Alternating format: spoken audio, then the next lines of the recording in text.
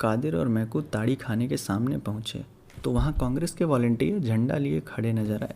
दरवाजे के इधर उधर हजारों दर्शक खड़े थे। शाम का वक्त था। इस वक्त गली में पियक्कड़ों के सिवा और कोई ना आता था। भले आदमी इधर से निकलते झिझकते। पियक्कड़ों की छोटी छोटी टोलियां आती जाती रहती थीं। 2-4 वेश्याएं दुकान के सामने खड़ी नजर आती थीं। आज यह भीड़ भाड़ देखकर मैकू ने कहा, बड़ी भीड़ है बे, कोई 200-300 आदमी होंगे। कादिर ने मुस्कुरा कर कहा, भीड़ देख कर डर गए? यह सब हुर्र हो जाएंगे, एक भी न टिकेगा। यह लोग तमाशा देखने आए हैं, लाठियाँ खाने नहीं आए हैं। मैकू ने संदेह के स्वर में कहा, पुलिस के सिपाही भी बैठे हैं। ठेकेदार ने तो कहा था पुलिस न बोलेगी। कादिर, हाँ बे, पुलिस न बोलेगी। तेरी नानी क्यों मरी जा रही है? पुलिस वहाँ बोलती है जहाँ 4 पैसे मिलते हैं या जहाँ कोई औरत का मामला होता है। ऐसी बेफजूल बातों में पुलिस नहीं पड़ती। पुलिस तो और सह दे रही है। ठेकेदार से साल में सैकड़ों रुपए मिलते हैं। पुलिस इस वक्त उसकी मदद न करेगी तो कब करेगी? मैकू, चलो आज 10 हमारे भी सीधे हुए, मुफ्त में पियेंगे वह अलग। मगर सुनते हैं कांग्रेस वालों में बड़े बड़े मालदार लोग शरीक हैं। वह कहीं हम लोगों से कसर निकालें तो बुरा होगा। कादिर, अबे कोई कसर वसर नहीं निकालेगा। तेरी जान क्यों निकली जा रही है? कांग्रेस वाले किसी पर हाथ नहीं उठाते, चाहे कोई उन्हें मार ही डाले। नहीं तो उस दिन जुलूस में 10-12 चौकीदारों की मजाल थी कि 10,000 आदमियों को पीट कर रख देते। 4 तो वहीं ठंडे हो गए थे, मगर एक ने हाथ नहीं उठाया। इनके जो महात्मा हैं, बड़े भारी फकीर हैं, उनका हुक्म है कि चुपके से मार खा लो, लड़ाई मत करो। यूँ बातें करते करते दोनों तड़ी खाने के द्वार पर पहुंच गए।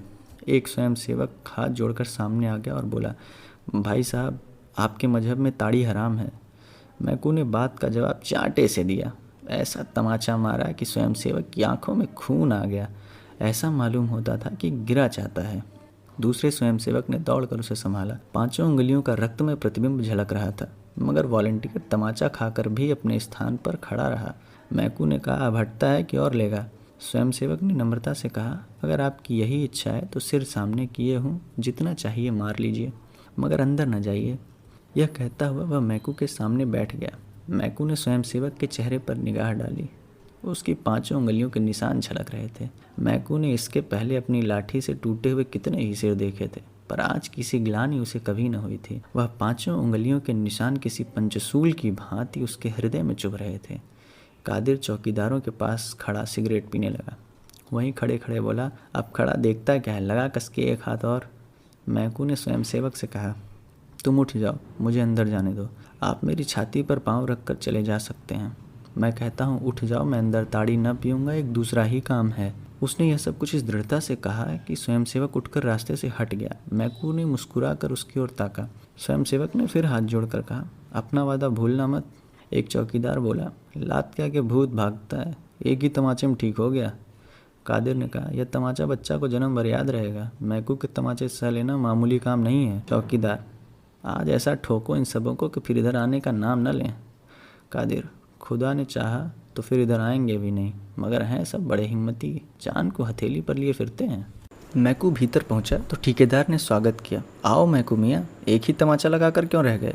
एक तमाचे का भला इन पर क्या असर होगा? बड़े लतखोर हैं सब, कितना ही पीटो असर ही नहीं होता। बस आज सबों के हाथ पांव तोड़ दो, फिर इधर ना आए। मैकू, तो क्या और ना आएंगे? ठेकेदार, फिर आते सबों की नानी मरेगी। मैकू, और जो कहीं इन तमाशा देखने वालों ने मेरे ऊपर डंडे चलाए तो? ठेकेदार, तो पुलिस उनको मार भगाएगी, एक झड़प में मैदान साफ हो जाएगा। लो, जब तक एक आध बोतल पी लो, मैं तो आज मुफ्त की पिला रहा हूँ। मैकू, क्या इन ग्राहकों को भी मुफ्त? ठेकेदार, क्या करता, कोई आता ही न था, सुना कि मुफ्त मिलेगी तो सब धंस पड़े। मैकू, मैं तो आज न पीऊँगा। ठेकेदार, क्यों? तुम्हारे लिए तो आज ताजी ताड़ी मंगवाई है। मैकू, यूँ ही आज पीने की इच्छा नहीं है। लाओ कोई लकड़ी निकालो, हाथ से मारते नहीं बनता। ठेकेदार ने लपक कर एक मोटा सोंटा मैकू के हाथ में दे दिया और डंडेबाजी का तमाशा देखने के लिए द्वार पर खड़ा हो गया। मैकू ने एक क्षण डंडे को तोला, तब उछल कर ठेकेदार को ऐसा डंडा रसीद किया कि वहीं दोहरा होकर द्वार में गिर पड़ा। इसके बाद मैकू ने पियक्कड़ों की ओर रुख किया और लगा डंडों की वर्षा करने। ना आगे देखता था, न पीछे, बस डंडा चलाया जाता था।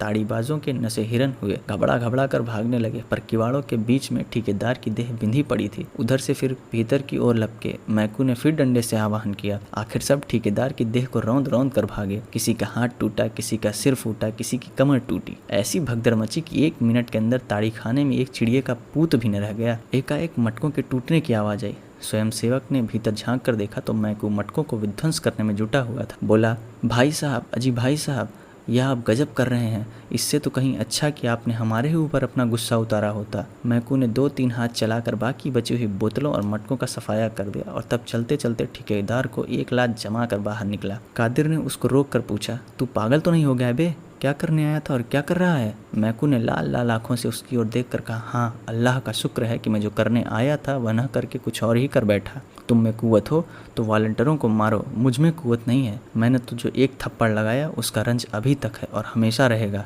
तमाचे के निशान मेरे कलेजे पर बन गए हैं। जो लोग दूसरों को गुनाहों से बचाने के लिए अपनी जान देने को खड़े हैं, उन पर वही हाथ उठाएगा जो पाजी है, कमीना है, नामर्द है। मैकू फिसादी है, लठैत है, गुंडा है, पर कमीना और नामर्द नहीं है। कह दो पुलिस वालों से, चाहे तो मुझे गिरफ्तार कर लें। कई ताड़ीबाज खड़े सिर सहलाते हुए उसकी ओर सहमी हुई आंखों से ताक रहे थे। कुछ बोलने की हिम्मत न पड़ती थी। मैकू ने उनकी ओर देखकर कहा, मैं कल फिर आऊँगा। अगर तुम में से किसी को यहाँ देखा तो खून ही पी जाऊँगा। जेल और फांसी से नहीं डरता।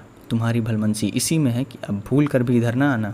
यह कांग्रेस वाले तुम्हारे दुश्मन नहीं हैं। तुम्हारे और तुम्हारे बाल बच्चों की भलाई के लिए ही तुम्हें पीने से रोकते हैं। इन पैसों से अपने बाल बच्चों की परवरिश करो, घी दूध खाओ। घर में तो फाके हो रहे हैं, घरवाली तुम्हारे नाम को रो रही है और तुम यहाँ बैठे पी रहे हो। लानत है इस नशेबाजी पर। मैकू ने वहीं डंडा फेंक दिया और कदम बढ़ाता हुआ घर चला। इस वक्त तक हजारों आदमियों का हुजूम हो गया था। सभी श्रद्धा, प्रेम और गर्व की आंखों से मैकू को देख रहे